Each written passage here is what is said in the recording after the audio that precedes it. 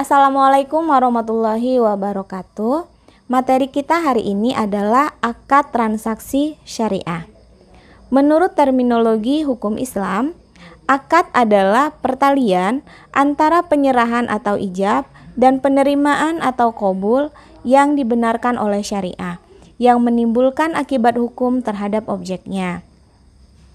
Dalam lembaga keuangan syariah, akad yang dilakukan memiliki konsekuensi duniawi dan ukhrawi, karena akad yang dilakukan berdasarkan hukum Islam. Adapun rukun dan syarat akad ada 3, yaitu pelaku akad, yang kedua objek akad, yang terakhir adalah ijab dan qabul. Akad dari segi ada atau tidak adanya kompensasi dibagi menjadi 2, yaitu akad tabarru. Akad tabarru adalah perjanjian yang merupakan transaksi yang tidak ditujukan untuk memperoleh laba. Tujuan dari transaksi ini adalah tolong-menolong dalam rangka berbuat kebaikan. Misalnya meminjamkan uang, memberikan hadiah, bersedekah, berzakat, dan berwakaf. Yang kedua adalah akad tijaroh. Akad tijaroh merupakan akad yang ditujukan untuk memperoleh keuntungan. Misalnya akad bagi hasil, akad jual beli. Nah, itu adalah akad tijaroh atau akad yang ditujukan untuk memperoleh keuntungan. Berikut akan kita bahas akad-akad yang diterapkan di lembaga keuangan syariah. Lembaga keuangan syariah merupakan lembaga intermediari atau lembaga penghubung yang berfungsi menghimpun dana dari masyarakat dan menyalurkan dana tersebut kepada masyarakat atau melayani jasa lalu lintas pembayaran lainnya. Pada materi ini kita akan bahas mulai dari akad penghimpunan dana atau akad yang dibenarkan ketika sebuah lembaga keuangan syariah untuk menghimpun dana dari masyarakat. Akad yang pertama adalah akad wadiah. Dalam tradisi fikih Islam, prinsip titipan atau simpanan dikenal dengan prinsip wadiah.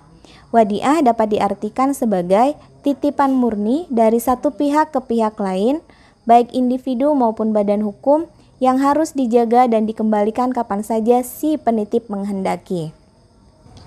Landasan syariah diperbolehkannya akad wadiah, yaitu salah satunya adalah Al-Quran Surat Al-Baqarah ayat 283. Fa'in amina ba'dukum ba'dong falyu'addil lazi tumina amanatahu wal yattaqillaha rabbah, yang artinya, jika sebagian kamu mempercayai sebagian yang lain, hendaklah yang dipercaya itu menunaikan amanatnya atau hutangnya, dan hendaklah ia bertakwa kepada Allah Tuhannya. Kemudian landasan yang kedua adalah hadis Nabi, An Abi Hurairah qala Nabi sallallahu alaihi wasallam, Adil amanata ila mani tamanaka wala takhun man khonaka. Abu Hurairah meriwayatkan bahwa Rasulullah Shallallahu Alaihi Wasallam bersabda, sampaikanlah atau tunaikanlah amanat kepada yang berhak menerimanya, dan jangan membalas khianat kepada orang yang telah mengkhianatimu. Hadis riwayat Abu Daud, dan menurut Tirmizi hadis ini hasan, sedangkan Imam Hakim mengkategorikannya sebagai hadis sahih.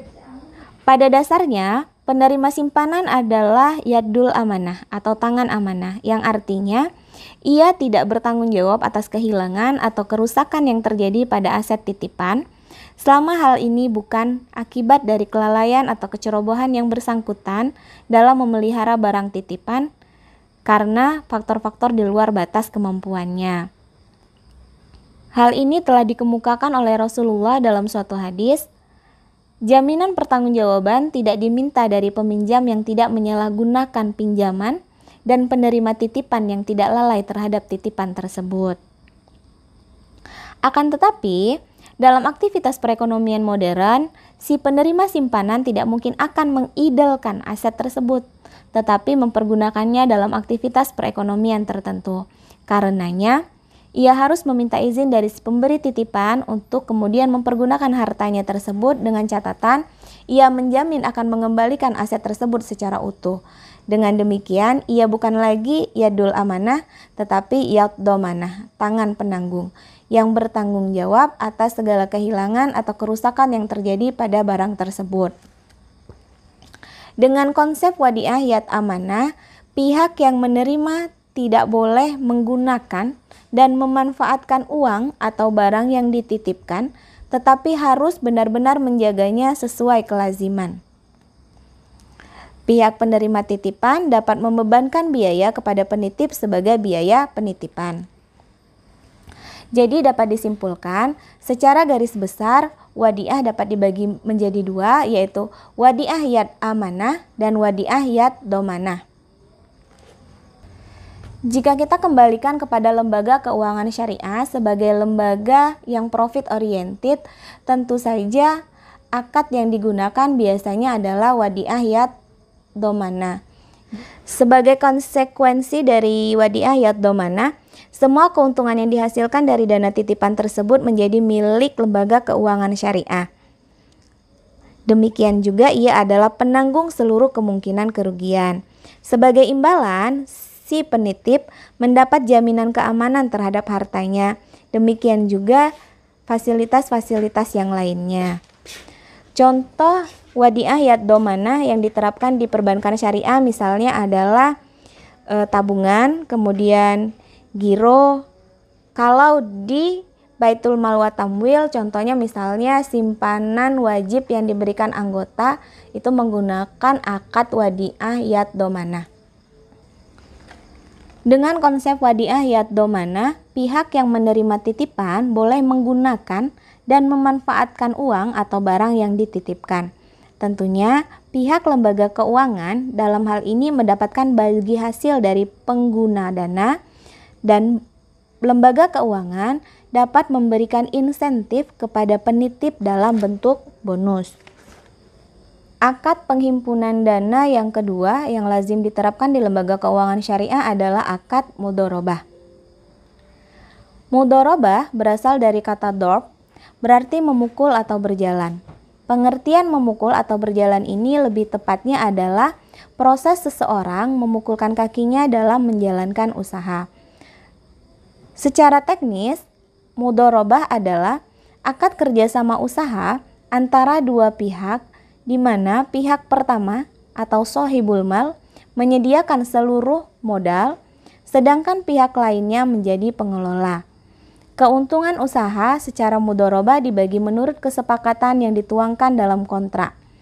Sedangkan apabila rugi, ditanggung oleh pemilik modal, selama kerugian itu bukan akibat kelalaian si pengelola. Seandainya kerugian itu diakibatkan karena kecurangan atau kelalaian si pengelola harus bertanggung jawab atas kerugian tersebut. Landasan syariah akad mudharabah yaitu Quran surat Al-Muzammil ayat 20, wa akharuna yadribuna fil ard yabtaghuna min fadlillah. Dan dari orang-orang yang berjalan di muka bumi mencari sebagian karunia Allah Subhanahu wa taala. Dan hadis Nabi diriwayatkan dari Ibnu Abbas bahwa Sayyidina Abbas bin Abdul Muthalib jika memberikan dana ke mitra usahanya secara mudharabah, ia mensyaratkan agar dananya tidak dibawa mengarungi lautan, menuruni lembah yang berbahaya, atau membeli ternak. Jika menyalahi peraturan tersebut, yang bersangkutan bertanggung jawab atas dana tersebut. Disampaikanlah syarat-syarat tersebut kepada Rasulullah SAW dan Rasulullah pun membolehkannya. Hadis riwayat Tabrani. Jenis-jenis mudharabah. Mudharabah secara garis besar dibagi menjadi dua, yaitu mudharabah mutlaqah dan mudharabah muqayyadah.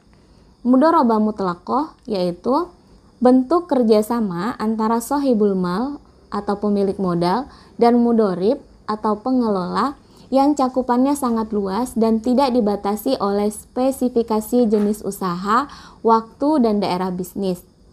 Yang kedua adalah mudharabah muqayyadah. Mudharabah muqayyadah adalah kerjasama antara sohibul mal atau pemilik modal dan mudharib atau pengelola, di mana si pengelola dibatasi dengan batasan jenis usaha, waktu, atau tempat usaha. Adanya pembatasan ini seringkali mencerminkan kecenderungan umum si sohibul mal dalam memasuki jenis dunia usaha. Pada sisi penghimpunan dana, mudharabah diterapkan pada tabungan perjangka yaitu tabungan yang dimaksudkan untuk tujuan khusus seperti tabungan haji, tabungan kurban, dan sebagainya. Yang kedua adalah deposito spesial, di mana dana yang dititipkan nasabah khusus untuk bisnis tertentu, misalnya murabahah saja atau ijarah saja. Baik, untuk sesi penghimpunan dana kita cukupkan sampai di sini. Nanti akan kita lanjutkan pada sesi pembiayaan dalam lembaga keuangan syariah. Terima kasih. Wassalamualaikum warahmatullahi wabarakatuh.